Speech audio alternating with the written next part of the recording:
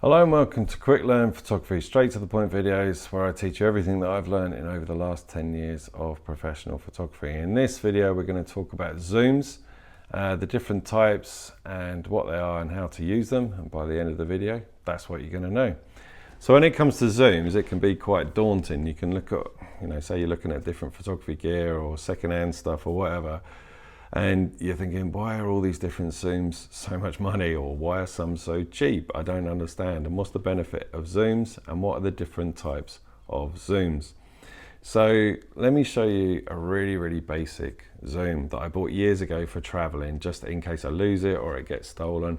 It's a cheap Tamron zoom, and it's a 28mm to 300. So it's got quite a heck of a zoom on it. It's as light as anything. The autofocus isn't great, but it's beaten up, and I don't care if it gets broken or nicked. It didn't cost me a lot of money, about £100. But I've used this on holidays and I've done some great travel with photography. I've even photographed professionally with this thing, believe it or not. It's not great, but it's done the job, and it's actually quite sharp, and I like the contrast. But there's the zoom. So this goes from 28 to 300mm on a full frame camera, so it's quite a good zoom. All right, but this one, which is a monster, so Nikon zoom, it's a 70 to 200mm, and it's an f2.8, and it's a great lens. But this zooms more than this. So if I do this, that zooms more. That's got more of a reach than this great big thing. So why would you think, why am I going to have this one then? And this one, when it was new, was a lot more expensive than that one. Well, the difference is with zooms, like this one here, is it's a variable aperture. If you don't know what aperture is, then have a look at the previous video. Sorry, it's so hot, I'm sweating, ignore my sweating. It's a heat wave at the moment. If you don't know what aperture is, then check out the video on aperture. So it's how wide the lens goes to let more light in. Now a zoom like this, or a kit lens zoom, or a cheaper zoom, or a variable aperture zoom, when you zoom, this starts at f3.5. When you zoom, then the aperture will shrink like that. I'll show you on the back of the camera in a minute. When you zoom, the aperture shrinks and gets smaller, so it will go to f6.3 by the time I get to, like, I don't know, 80mm or 100mm or something. So you start off at f3.5 if you're in a low light situation. That's good, it's letting in more light, shutter speed can be faster, but as you start to zoom, the aperture starts to shrink, and that one will go to f6.3. and if you're in a low light situation, that's not good at all. It's going to be noisy, grainy, because the ISO is going to have to work an awful lot harder. If you don't know what ISO is, check out my previous videos on that. So it's great for outdoor stuff, holidays, but the more you zoom, the more you lose aperture, and you lose a little bit of shallow depth of field as well, if that's a concern. You know, when you really isolate the subject and the background's more blurry. This one is a fixed aperture lens, okay?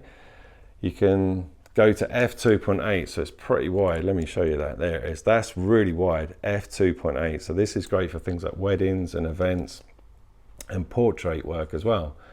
So it goes from 80, sorry, to 200, not 70. But when you zoom, it doesn't extend like the other one.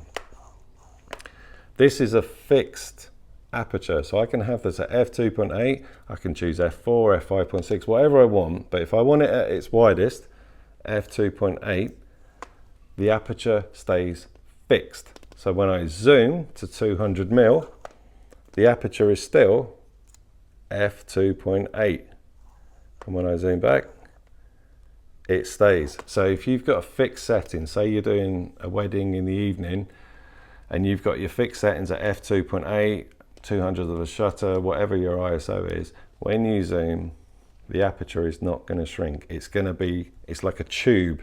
The aperture stays solid. So that's a fixed aperture zoom, kind of like this one. This is one I use on the Sony a lot. This does, some fixed aperture zooms still zoom physically like that, so it still comes out and zooms, but this can be at a constant f2.8. This one's a little bit different if anybody picks up on this. It starts at f2, but not for very long. The second you start zooming, it's f2.8, but this goes from 35mm to 150, and I can be at f2.8 constantly. Okay, so it's got a nice big lens on there. Yeah, so some physically zoom, you can see the physical zoom.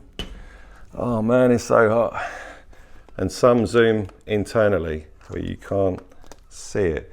So the cheaper options are ones like this, but they're still really, really good. Or kit lenses as well. Where's a kit lens? One like on this camera here, a crop lens. It's a kit lens. That zooms a bit, so it's got a bit of a, I think it's 18mm to 55. So it's quite good for travel photography. These cost £50, the lens on this, the kit lens. But as you zoom, the aperture will shrink. I'm gonna have to stop videoing. It's so hot, I'm sweating buckets. So I hope that helps on zooms, and I'll show you some illustrations now, and yeah, hope it helps. Okay, so what I'm gonna do is zoom in on each lens that are different. So the one there is the fixed aperture, but the one on here is the variable aperture. So it goes from 28 to 200mm, but it's a variable aperture lens. So let's see what happens when we start zooming. Right, so here we go. So we're at f3.5. I've got my exposure set and I'm on auto ISO. Okay, so I'm not going to touch the aperture at all. Watch the aperture though when I start to zoom, because the more I zoom, the more the aperture starts to drop and get lower and lower. So we're at f4.5, now 5, and f5.6, which is the maximum aperture. So it's dropped aperture. What that will do is affect the light. So now we're on auto ISO. So if I hold that down, you can see we're at 1600 ISO on the bottom there. So this one here. So let's move it this way, but so you can see it better. So it's gone to 640 ISO. The more I move it, the lower it gets, and the ISO is dropping rapidly. Okay, so if we're at a faster shutter speed, let's say 250th of a second to really capture movement, you're at f3.5 and we're at 640 ISO, which is fine.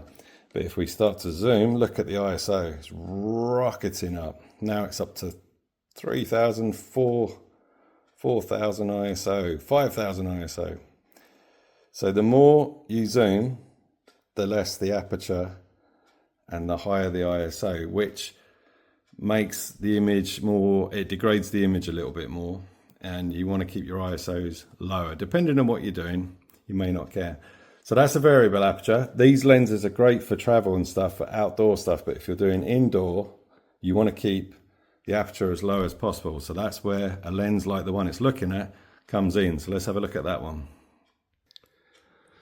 So here we have a bigger lens, but it hasn't got as much as a zoom. It starts at 35 and goes to 150, but this is a fixed aperture lens, okay?